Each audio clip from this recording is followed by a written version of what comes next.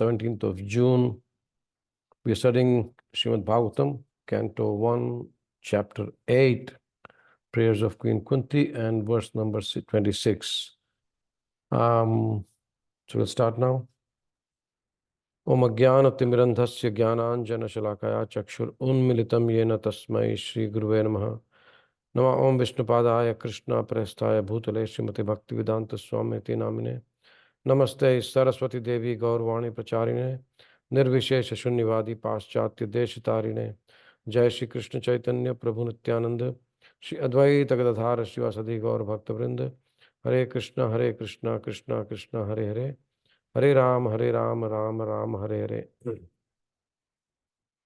Om Namo Bhagavate Vasudevaya. Om Namo Bhagavate Vasudevaya. Om Namo Bhagavate Vasudevaya. So, yesterday at the Hare Krishna temple in Burbank, His Grace Viraj Krishna Prabhu, he basically, made us memorize the verse 26. And I thought it'd be nice to just go through the purport in detail a little bit. So we will recite the verse and then continue with the purport. So continuing with the tradition, if anyone wants to recite the first 5 verses of the Kuntī Maharani's prayers, please. Anyone wants to unmute yourself?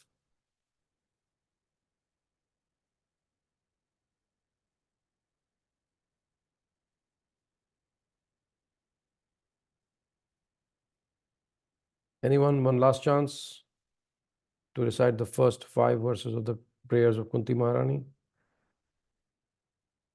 Okay, so we'll continue with verse number 26.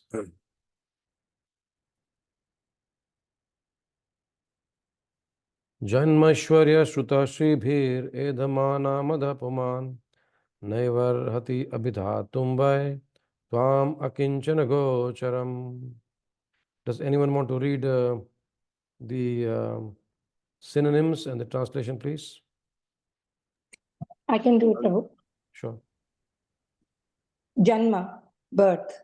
Aishwarya, opulence. Shruta, education. Shribhi, by the possession of beauty. Idamana, progressively increasing. Madha, intoxication. Puman, the human being. Na, never. Eva, ever. Arhati, deserves. Abhidhatum, to address in feeling. Why, certainly. Tvam, you. Akinchana gocharam, one who is approached easily by the materially exhausted man. Translation and purport by His Divine Grace, A.C. Bhaktivedanta Swami Srila Prabhupada ki Jai. Jai. My Lord, your Lordship can easily be approached, but only by those who are materially exhausted. One who is on the path of material progress, trying to improve himself with respectable parentage, great opulence, high education, and bodily beauty cannot approach you with sincere feeling. Thank you. Yes. So, we've heard before in Srīmad Bhāgavatam, especially the glorification of Bhāgavatam, that Vedaha Puranam Kavyam cha Prabhur Mitram Priyevacha Bodhayanti iti ha prahus Trivriddha Bhāgavatam Punaha. That means the Vedas teach, instruct one like a master. The Puranas instruct like a friend.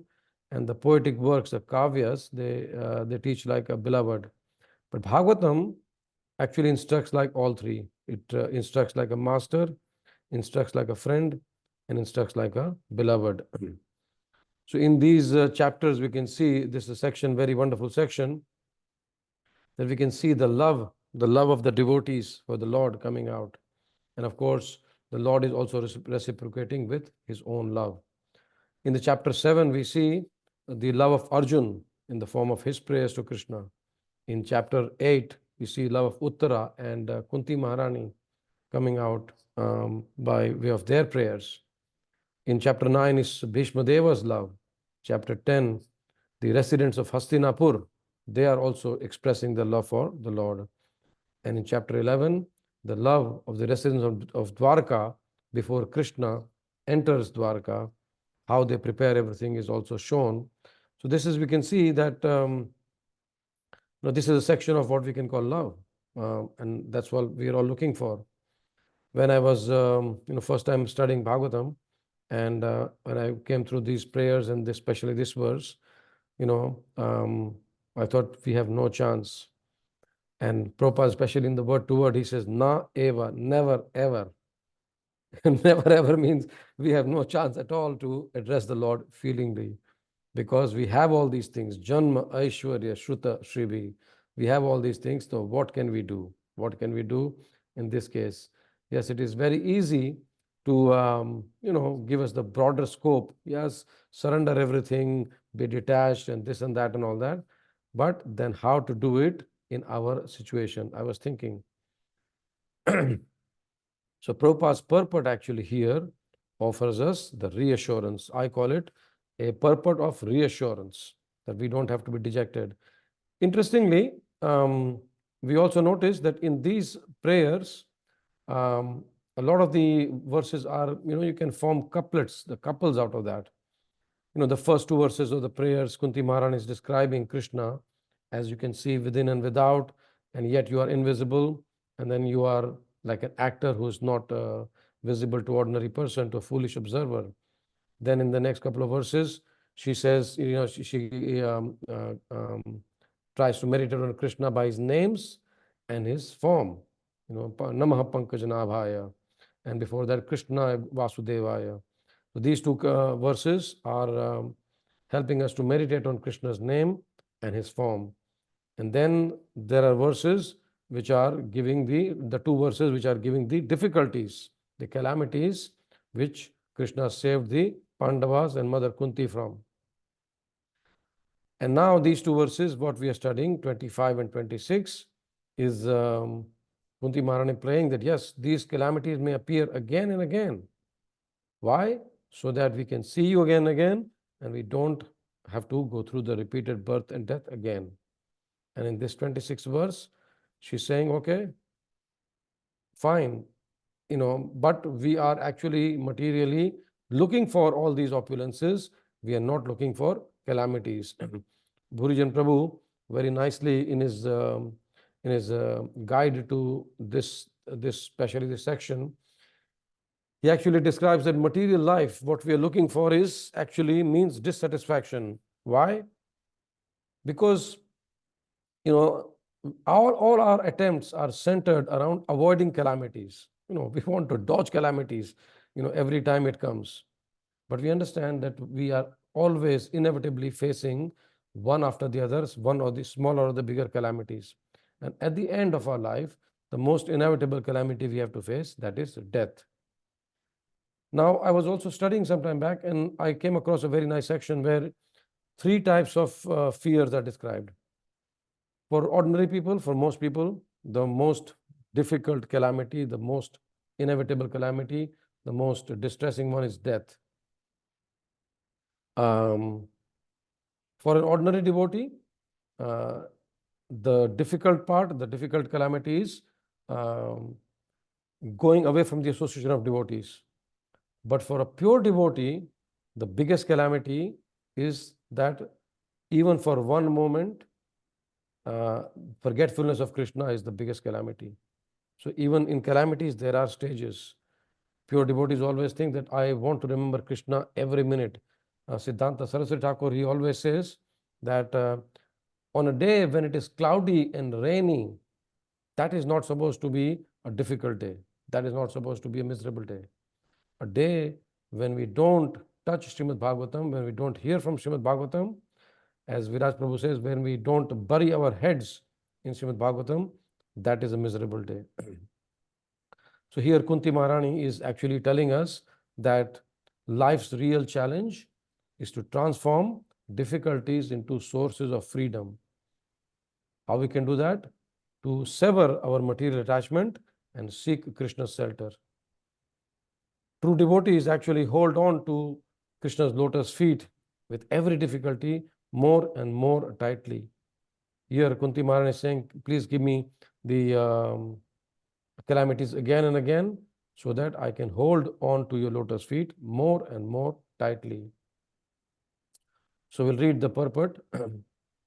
Prabhupada says very nicely, being materially advanced means taking birth in an aristocratic family and possessing great wealth and education and attractive personal beauty. All materialistic men are mad after possessing all these material opulences, and this is known as the advancement of material civilization. But the result is that by possessing all these material assets, one becomes artificially puffed up, intoxicated by such temporary possessions. Consequently, such materially puffed up persons are incapable of uttering the holy name of the Lord by addressing him feelingly, O Govinda, O Krishna. It is said in the Shastras that by once uttering the holy name of the Lord, the sinner gets rid of a quantity of sins that he is unable to commit. I'll repeat this. It is said in the Shastras that by once uttering the holy name of the Lord, the sinner gets rid of a quantity of sins that he is unable to commit. Such is the power of uttering the holy name of the Lord. There is not the least exaggeration in this statement. But here comes the caveat. Actually, the Lord's holy name has such powerful potency, but there is a quality to such utterances only. But there is a quality to such utterances also. It depends on the quality of feeling. It depends on the quality of feeling. So that's why I'm always thinking that when I'm chanting for many years, still Krishna doesn't come. Krishna has not come so far, And when Draupadi is just calling him once, hey Krishna, hey Govinda, and Krishna comes immediately. When Gajendra calls, Krishna comes immediately. He doesn't even wait for Garuda to take him here. Garuda has to actually catch up with him, to offer him the ride. But then Prabhupada says also that it depends on the quality of feeling. When we chant, we are basically into our mental space. I'm talking about myself, please. There's no dependence, there's no shelter of Krishna. Whereas when we chant with complete dependence on Krishna, complete surrender to Krishna. I recently heard a class given by His Grace Patri Prabhu. He's a very funny devotee. If you want to hear some funny classes, you should hear from Patri Prabhu. He says, he's a Russian devotee preaching in Nepal. And he says, surrender means sir under. You have to put your sir under the lotus feet of the Lord. And I found that very funny. So, when we talk of surrender again, we have to understand that surrender, Prabhupada says, surrender with intelligence, not surrender your intelligence. Krishna has given us conditioning, Krishna has given us capacities, Krishna has given us limitations, Krishna has given us independence. But we want to surrender all these things to Krishna's lotus feet with intelligence. Each one of us have got our own nature. And according to this nature, if we can serve, according to this nature, if we can utilize, Krishna will be very happy. So Prabhupada says here, this is the reassuring part, that the Lord's holy name has such powerful potency, and every day we have the chance, the opportunity to get this association with this such a powerful, the name which has such powerful potency. But then we have to understand that there is a quality to such utterances only also. Now Krishna has his independence. Kuntī Maharani is praying here. And we understand also that Krishna has his independence. But Badahari Prabhu says in one of the classes, he says, yes, Krishna has his independence of whether to come to us, whether to reveal himself to us or not. But we also have that independence, that how much greed we are having when we are chanting, how much laulyam we are having to associate with Krishna when we are chanting. Now that completely depends on us, that how intense desire we have to call for Krishna when we are chanting. So when we have this intense desire to call for Krishna, Krishna will come. We will experience that little nectar. We will experience that little impetus to progress in bhakti. Many of us, I don't know whether everyone on the screen, they're chanting regularly. Yes, that's great. But when we are not chanting, then we should chant. And for us, somehow or the other, we should take association of devotees and try to progress in bhakti so that our chanting is pregnant with feeling. So I'll continue with the purport here. A helpless man can feelingly utter the holy name of the Lord, whereas a man who utters the same holy name in great material satisfaction cannot be so sincere. A materially puffed up person may utter the holy name of the Lord occasionally, but he is incapable of uttering the name in quality. Therefore, the four principles of material advancement, namely high parentage, good wealth, high education, and attractive beauty, are, so to speak, disqualifications for progress on the path of spiritual advancement. The material covering of the pure spirit soul is an external feature as much as fever is an external feature of the unhealthy body. Very interesting. Prabhupada gives us an analogy here. The general process is to decrease the degree of the fever and not to aggravate it by maltreatment. Sometimes it is seen that spiritually advanced persons become materially impoverished. There is no discouragement. On the other hand, such impoverishment is a good sign as much as the falling of temperature is a good sign. The principle of life should be to decrease the degree of material intoxication, which leads one to be more and more illusioned about the aim of life. Grossly illusioned persons are quite unfit for entrance into the kingdom of God. So Prabhupada has really, given us reassurance that if you understand that all these external opulences what we have, they are like fever. We don't want to increase it. Now, of course, most of us on the screen, I can say all of us on the screen, have these opulences to some or the other degree. Interestingly, Radhanath Maharaj once, he was visiting the house of a very rich person in London.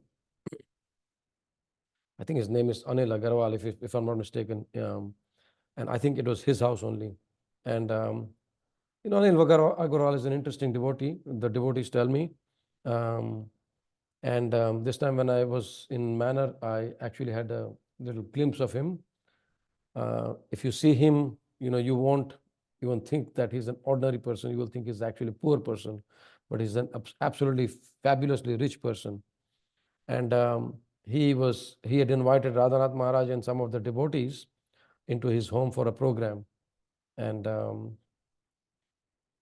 he told Radhanath Maharaj that, Maharaj, welcome to my humble abode. Of course, it's a very fancy house.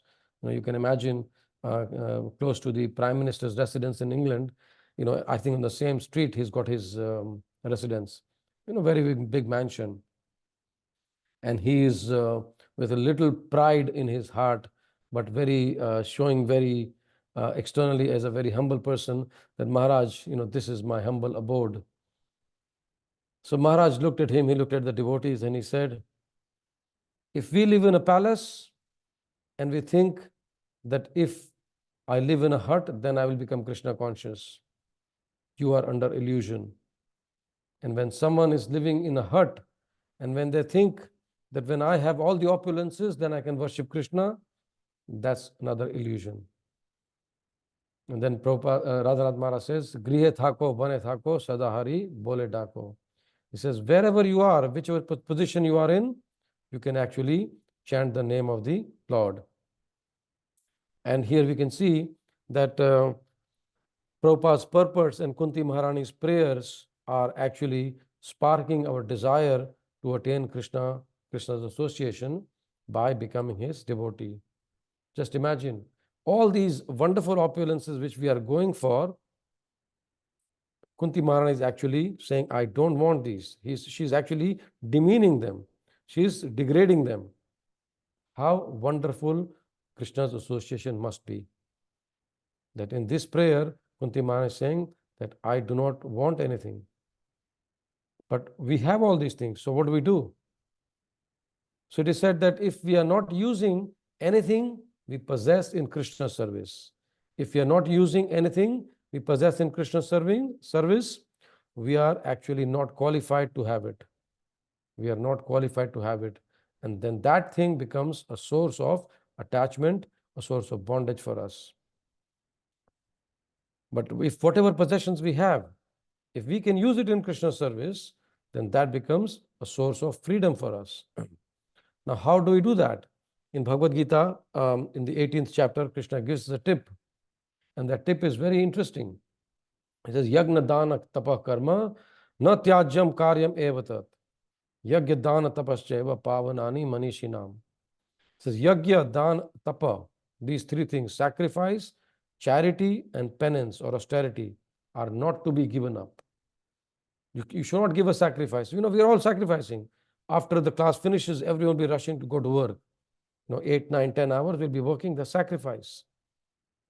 We must give charity. Grihasthas are supposed to give charities. We are duty bound to give charity. Why? Because the other three ashrams, the sannyasis, the vanaprasthas, and the brahmacharis, are actually dependent on the grihastha. Just imagine, out of 4 ashrams, 3 of them are dependent on one ashram. So it is a must for us to give charity. So Krishna says sacrifice, charity, and penance are not to be given up. Why? Krishna says, indeed, sacrifice, charity, and penance purify even the great souls. They purify even the great souls. So when this injunction is given that for these great souls, these are not to be given up, then just imagine for people like us who are bound in the material life. These things are always to be accepted. Yagya, dana, tapaha. Now, dana, we can easily do yagya, we can easily give dan, and we can easily do tapa, especially when we have joined the spiritual life. Dan especially, there's a nice story of Prabhupada, when you might have heard this story. Prabhupada was giving darshan, I think, in Vrindavan, and there were devotees, the darshanarthis were coming and, putting some dakshina, bowing down to Prabhupada, and Prabhupada used to speak to them. So one man came and he offered, in those days, about 1,000 rupees or 10,000 rupees, something. And Prabhupada didn't even look at him, and that man, went away. And after a couple of times, another man came and he gave, 50 or 100 rupees. And Prabhupada started speaking to him very affectionately. And, after some time, the devotees were a bit confused that Prabhupada, this man gave so much and you didn't speak to him. And this man gave only a little bit and you spoke to him so affectionately. So Prabhupada said, Krishna doesn't see what you give. He sees what you hold back. Krishna doesn't see what you give. Krishna sees what you hold back. Prabhupada said that man who gave 10,000 rupees or 1,000 rupees, he could have actually given much more. But he's holding back much more and he gave only very little. Whereas this man who gave only 50 or 100 rupees, he could hardly give anything. But he didn't hold back anything and he gave everything to us for the spreading of the mission. So we can also take part with whatever opulences we have, we can use it in Krishna's service. So then our Janma, our Aishwarya, our Shruta, our Shribhi, it won't become the cause of bondage, it will actually become cause of freedom. And Prabhupada gives a very nice analogy of the fever. Now, we don't want to increase the fever. At the same time, we don't want to increase the cause of our bondage. We want to decrease.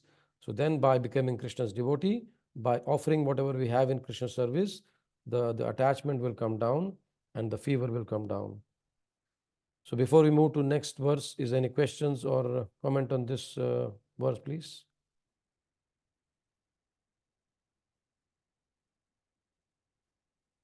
Hare Krishna Prabhu, just a quick question. Yes. You know how Kunti Maharani prayers for the calamities to come again and again, Yes. and she does not. It is quite a scary prayers in that way, because to pray for calamities again and again, I mean, it takes a lot of courage to ask for something like that, because Krishna is actually listening to us. He's responding to us in in his own ways. Don't you think it's a very scary type of um, I don't know. I was a bit hesitant about just that particular. Sure. So that's why devotees like Kunti Maharani are praying like this, and they are instructing us with the help of Prabhupada's purport that this is our situation. And that's why this classes are to be heard. That yes, we don't get scared, but we understand, material life is scary. It itself is scary. So if we understand that it's scary, we want to not get attached and get into bondage more and more and more. When we have some fever, yes, of course, we don't feel like doing anything. But, like, especially, when people have diabetes, for example, what happens to people with diabetes? Just if you, the thought of not eating sweets is very scary, but they have to refrain from eating sweets. So same way, for us, we have to understand that, and if we understand that the temporariness of all these things, now, all these things are very temporary. This janma is temporary. This opulence is temporary. This education is temporary. Now, imagine the situation when you don't become a devotee, when you don't get attached to a devotee, you take another birth, and all your education is gone, and start A, B, C, D, 1, 2, 3, 4 again. How scary would that be? So, when we compare the temporariness, the difficulties of material life, then it gives us an impetus to progress in spiritual life. Of course, when we are not at that stage as Kunti Maharani, then of course we artificially don't do that. But then it is also said that the pain of what is it? The pain of not taking a decision is difficult.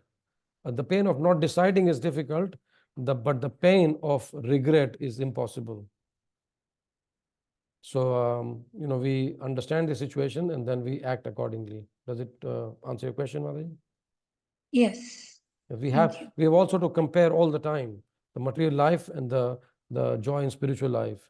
And that's why Kunti Maharani gives us the solution that yes, imagine how wonderful Krishna's association must be. That she's saying, I don't want this peace, She's actually saying, no, I don't want this peace. I don't want this anxiety, the opulence. I don't want all these things. But I want Krishna's association. So imagine, when we came to Australia, so much difficulty we also went through. Even in Australia, in the beginning of our lives, so much difficulties we went through. Why? So that we can, understand that yes, there's something better at the end of the tunnel. Yeah. Thank you, Prabhu. I think the difficulty is in understanding that we are materially diseased. We are in the materially diseased state. I think once we understand that, then things follow. I think that is Yes. the most difficult bit. Yes, and also Yes. the temporariness of what we have also. We have to really keep in mind that, because if we don't keep in mind the temporariness of all these possessions, then it'll always, the attachment will be very hard to break. Yes. Thank you. We just were in Switzerland now, and I give an example. When you are in the train and all the beautiful landscapes are passing by, they're very, very attractive. But do we get attached to that? No, because next second it's going to change. Next second, next minute is going to change. So our lives are like that. Someone who was dear to us 5, 10, 15 years ago is no more dear to us. Not that much dear, probably. Yeah, so it's all temporary. Hare Krishna, Prabhu. Yes, Prabhu. Just before we end the class, I thought I wanted to meditate on this particular paragraph Prabhupada has mentioned. He has mentioned the words feelingly 3 times. It shows the importance of chanting. If you take from the line 7 onwards, he says, such materially puffed up persons are incapable of uttering the holy name of the Lord by addressing him feelingly. Oh Govinda, Krishna, it is said in the Shastra that by once uttering the holy name of the Lord gets rid of a quantity of sins that is unable to commit. Such is the power of uttering the holy name of the Lord. See, there is Yes. not least exaggeration. And he carries on talking about feelingly further Yes. down. So as you pointed out quite clearly, that the problem that we have is when we chant the Maha Mantra, we don't take it feelingly. And I remember Vimal Prasad Prabhu, you were there also. Yes. Vimal Prasad Prabhu in Adelaide, just 2 days before he passed away, he hold his hands in his chest and say, uttering the holy name Hare Krishna Maha Mantra, you must utter it feelingly. Yes. So it just reminds me of that day and what we are seeing in this paragraph, the importance of chanting the word, the Hare Krishna Maha Mantra feelingly. So I Yes. thought I must share this with you and the rest. Yes, thank you, Prabhu. Also, before we end, today is very auspicious day. Tomorrow, of course, is very auspicious day. Today is Ganga Puja. Today is the disappearance day of Sri Baladev Vidyabhushan. Baladev Vidyabhushan is one of the acharyas in our line. Prabhupada dedicated his most wonderful Bhagavad Gita as it is to Sri Baladev Vidyabhushan. And today also is the appearance day of Srimati Ganga Mata Goswamini. You know, when we talk of the wonderful Vaishnavis in our line, wonderful devotees like Kuntī Maharani, Janva Mata, Ganga Mata Goswamini is also one of them. I actually wanted to speak a little bit on these personalities, but unfortunately, because of lack of time, you know, if we can just do some research on Baladev Vidyabhushan and Ganga Mata Goswamini today, meditate on their qualities, and of course, tomorrow is the Pandava Nirjala Ekadashi, fasting from even water if you have broken any Ekadashi during the year. Thank you very much. Granathraj Srīmad Bhāgavatam ki jai. Jagat Guru Srila Prabhupada ki jai. Have a very wonderful devotional day, and we will hopefully, Krishna willing, see you tomorrow morning at 6:30. Thank you, Prabhuji. Hare Krishna. Hare Hare Krishna, Prabhu. Thank you, Prabhuji. Hare Krishna, Prabhu. Thank you, Prabhu. Thank you, Prabhu. Hare Krishna.